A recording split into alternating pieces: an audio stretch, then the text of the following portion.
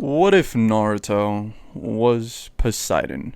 A concept where we take the Greek god Poseidon, obviously not in his full power, but whittle him down to the essence of what powers he has and how he progressed to have them, and implant that concept onto Naruto.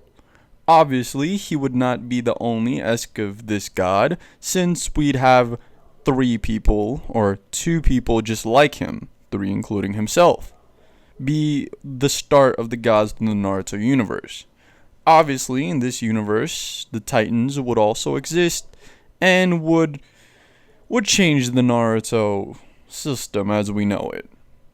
What if Naruto had become the god of water and earth and so much more? Well, that's what we're going to be going over today. And what if Naruto was Poseidon? Shippuden. If you have not yet, go check out this movie, which is a sum up of all the previous parts. And yeah, so, without further ado, let's get into it.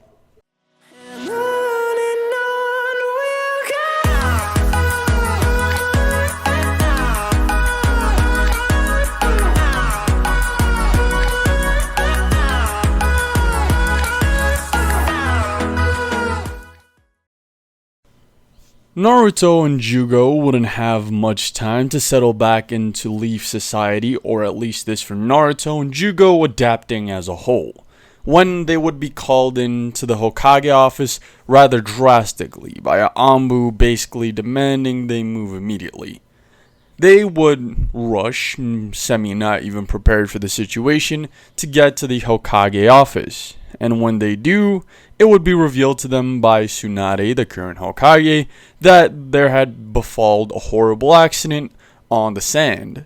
What exactly was this accident? They had been attacked by some unknown force, and their Kazekage had been taken. Naruto wouldn't even think, as he would look for the closest river, jumping out the window to not even hear the Hokage out, as he would fade into the water and then appear on the border between the land of fire and the land of wind, as he would, great shinobi haste, make his way to the sand, or at least the center of the wind, where he would then find the sand village. On the other hand, Jugo would have stuck around a second longer to hear her out, as she basically just asked Jugo to take care of Naruto and save the Kazekage. He would nod as his body would start morphing, growing type of thrusters at basically the base of his elbows and behind his knees, as he would basically bolt off. Other people that were present were Sakura, Hinata, Ino, and Kakashi. Sakura, Hinata, and Ino were just giving their daily report to Tsunade when Tsunade discovered this entire situation. Sakura and Kakashi are to follow behind these two and try and catch up as well suited as possible to try and carry out this mission. Even Sakura would make mention of how she wasn't exactly sure if they could catch up, and even if that's so, they don't think they could be much help.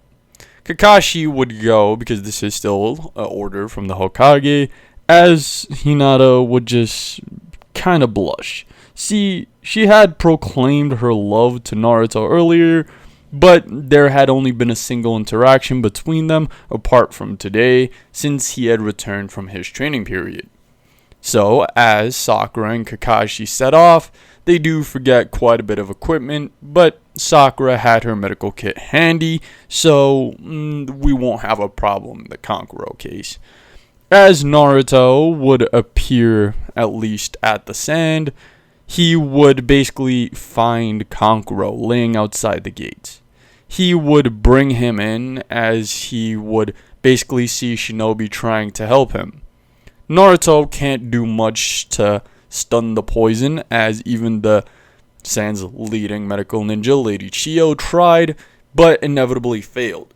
He could stun the progression of this poison by having water from his own body, essentially a piece of his chakra, moving around inside of Kankuro's body to prevent the poison from spreading per se. So, at least till Sakura gets here, Naruto would be able to hold this. Temari would obviously be more than grateful to Naruto, but she also applauds him to go after Gaara. which, even though Naruto is emotionally inclined to go after Gaara since his connection between himself, Gaara, and Killer Bee is quite strong, even if you wouldn't believe it. Even Gaara had spent some time on the island and in the Waterfall of Truth. His relationship with Shikaku had actually changed quite a bit. But the inevitable fight between Gaara and Deidara would have most likely still gone in Deidara's favor, especially with the changes to the Akatsuki. So when it comes down to it, we see that at least Jugo had caught up. He'd explained that Sakura and Kakashi had headed out behind him, but he had moved away too fast and lost sensory of them. This had been a few hours out of Naruto. Naruto, on the other hand, is just sitting in a meditative pose, at least in front of who we see as Kankuro, just trying to stun the poison as long as possible until Sakura gets here. On the other hand, he had instructed Jugo to follow the trail left in the sand where he had found Kankuro, with Jugo merely nodding. Jugo would actually track this back to a certain hideout or this stone cliff. And inside, he felt Gaara's still living energy, along with two others, as all chakra presences were sealed off to him. He would reveal this to Naruto as he got back to see Sakura basically already healing, who we see is Kankuro, and he's going to be fine, similar to how he was in canon. While Kakashi, Jugo, Naruto, and Sakura would come up with a plan to continue.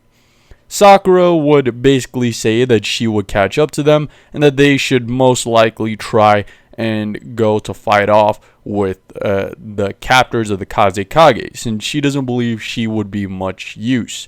On the other hand, Kakashi would have already pre-awakened his Mangekyo, so the fight with Deidara later on might be quite the sum different. As a now enraged Naruto and Jugo make their way to the find that Jugo had made of this cave that had the appropriate chakra signatures laying within, they would encounter a specific somebody.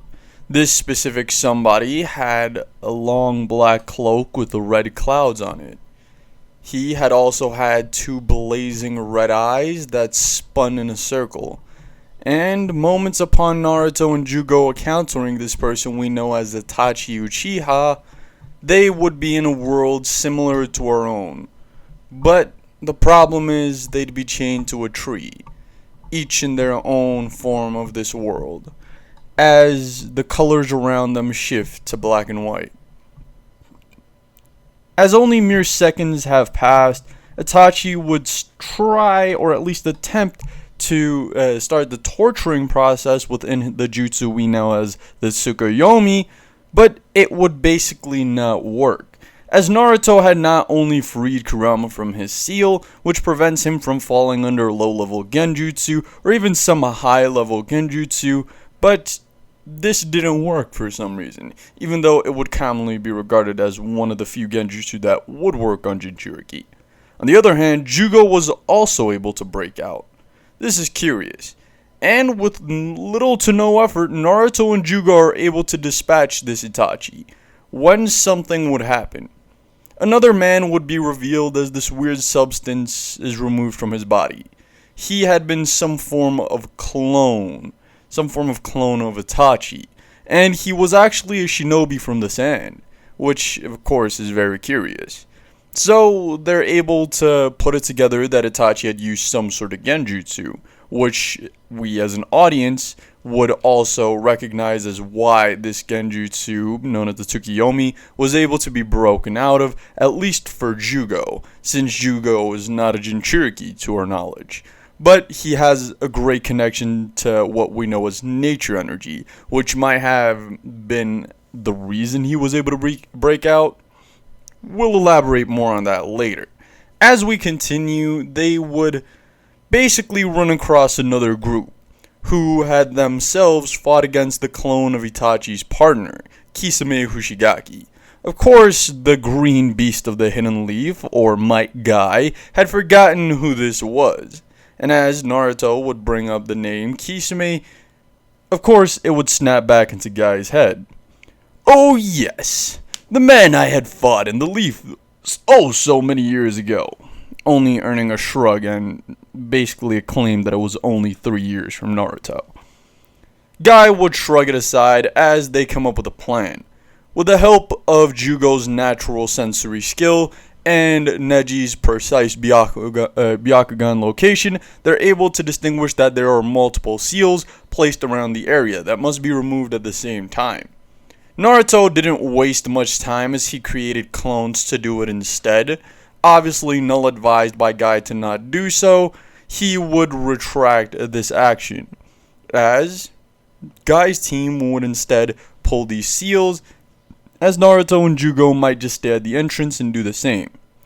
And as it progresses, they would fight against similar clones of themselves with seemingly equal power, which they would of course triumphant over, as they would eventually rip the seals, and Naruto would be met with a caved-in boulder exit thingy, which acted as a gate, obviously Jugo destroying it, and what he saw was two people, Deidara and Sasori.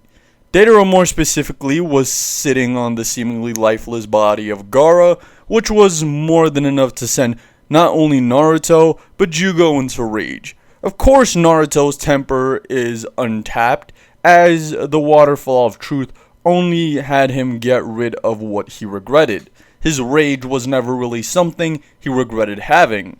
On the other hand, even though Jugo had lost his lust for blood, he still very much dearly cares for his friends, so this would regardless put him into a spiraling rage, which would more often than not lead into similar interaction than we did in canon. Obviously, characters like Sakura and Granichio and even Kakashi are not currently present, leaving only Naruto and Jugo to take care of these threats. Obviously, Naruto in original canon had went after Deidara for what he did to, Gaara's body, but when it comes down to it, Naruto would be more suited to face off against Sasori, because obviously Jugo has that mobility that allows him to not only jump great heights, but also stay in the air for longer because of his quote-unquote boosters.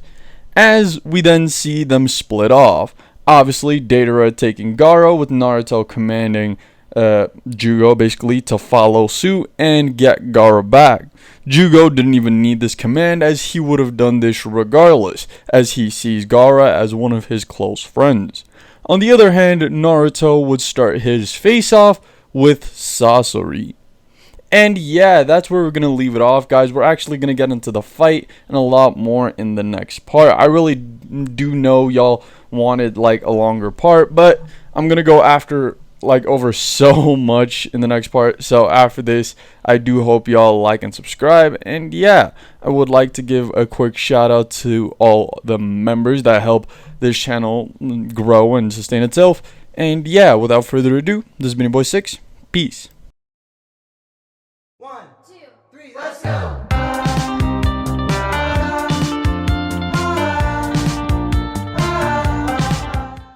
Subscribe for more. Yada yada does it.